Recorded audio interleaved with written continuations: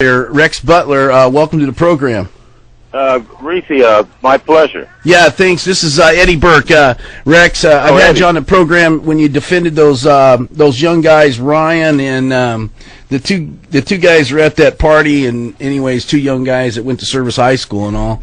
Hey, listen, I hear that it's out that you have hired Mr. Tank Jones to dig up dirt, and you're representing Levi. Is that correct? Well, part of that's correct. I'm representing the Johnston family, and that includes Levi. Yeah. But in terms of hiring Tank Jones to dig up dirt, actually, Tank Jones is doing several things. He's helping as a spokesperson for the Johnston family. He's also he travels with them to assist them because being outside in foreign territory with the paparazzi all over you, they need somebody like Tank Jones. Yeah. And so he's actually sort of like a mentor for the young man. Yeah. And I think they get along very well. Well, good. Rex, what are you representing Mr. Johnson about? Well, I can't tell you all of that because there's such a thing as attorney-client privilege. Sure. So I can't really say that, but he's he's actually a bird of prey right now. Right. In the sense that that when I say that, I mean there are people after him, want to say bad things about him, want to come after him for whatever reason.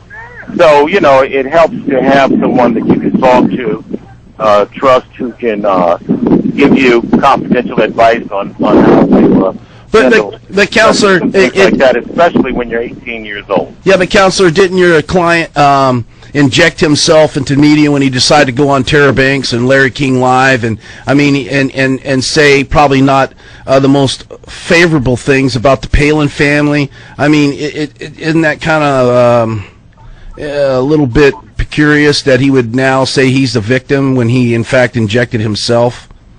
Eddie, this thing started way back. Was it August when he was taken off of his hunting trip and speed marked by airlines to be involved in the Republican National Convention, to walk across the stage with the Palin family. I mean, these people would never have known of Levi Johnston but for that. So you can't really say that he has injected himself.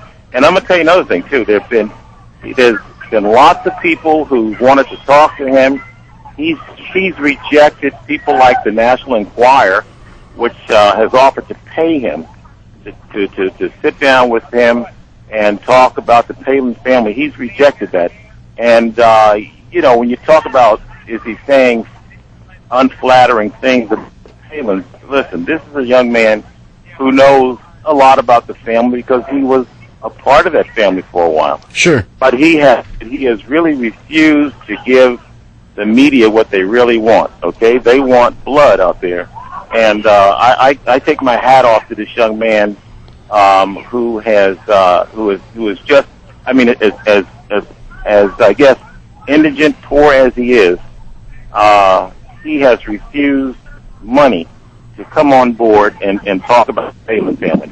So when people out there say that he is that he is interjecting himself and he's trying to say unflattering things, he doesn't want to do that, and I don't really think that he has. I will say this, that based on what has happened so far, he had a real nice visit with his son yesterday morning.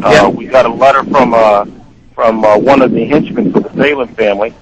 And they of course they've limited the time in which he can hang out with his son, but thank God he had a nice, beautiful 3-hour visit with his son yesterday morning. Yeah, isn't it, should the family have some precautions since the mom's up on alleged drug charges and all? I mean, you as a father, counselor, wouldn't you be a little hesitant about having your child hanging out with a person who is on been charged and indicted on 6 felonies for drug charges? I mean, well, first of all, the last I checked, Levi didn't have any felony charges. But he lives. And he is, well, wait a minute, and he's the father.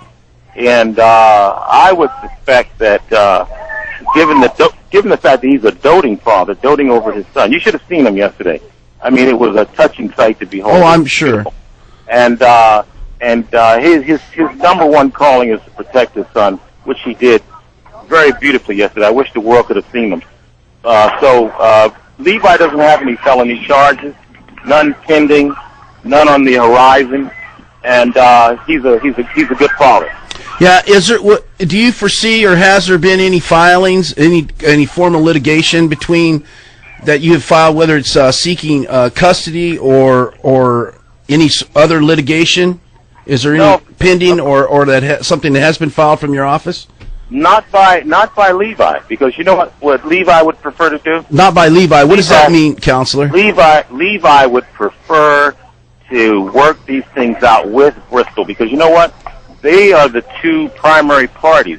The grandparents and all of the other collateral people really should step back, let these two talk, let these two have a relationship. They're going to have a relationship with each other for the next 18 years until this child becomes an adult. Yeah. And so that's what should happen. So Levi really doesn't want to file any litigation, and he has not asked him to.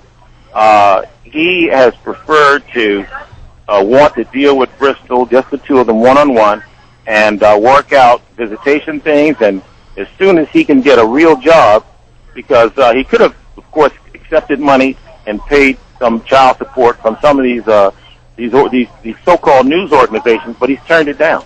Well, I don't know if there's a good job. I don't know there's a problem. They make money by having him on. I don't know why he shouldn't take some money to do it. I never got that point about why people are getting paid. I mean, whatever. I mean, shoot, everybody else is cashing in. He might as well cash in too. I mean, heck. Well, see, he's the only way that he can really cash in right now, because the news organizations will tell you we don't pay for interviews, but we will cover the cost of your flight, your hotel, and you'll get $20 or $30 a day to eat while you're on their dime, okay? And they cut that dime down to 2 days, whether you fly from Alaska or just walking across the street.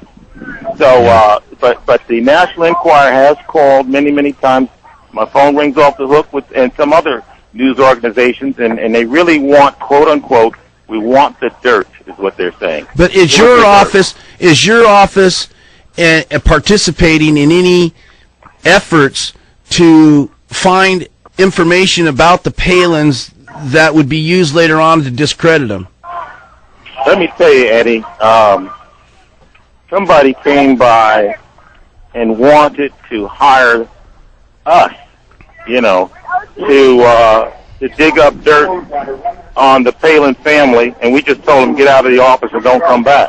I see. Because that's not what we're about, and that's not what my client is about. Yes. Hey, so, Counselor, we're not going to get involved in that stuff. Counselor, we're speaking to Rex Butler, attorney for newly represented Levi Johnston. Counselor, real quick, you said that Levi hasn't filed any petitions with the court. Has anybody else, though, that you're working with indirectly or directly, or? Well, no one that we're not aware of any litigation actually having been filed. Yeah. But we did receive a letter from, like I said, one of their henchmen, an attorney practicing here. I won't put his name out there, but he's free to call. Right. And it really, in the letter, instead of coming to us, the letter was sent directly to Levi, and telling him in part, that we don't like what you're saying about the Palins. Well, they actually use Bristol's name. Right. But we know that it came from the Palins, okay? Right. And, I'm doing some more research on this, and we're going to want this and that from you, and, that kind of thing. Yeah. And so they tried to get to Levi without coming through my office like they should have, because they knew that my office represents the young man, okay? All right. Well, hey... So, that's just... And it's wrong to do it like that, but we're going to we're going to continue to be a class act in this situation. All right, well, Counselor, Counsel, I appreciate you coming on today.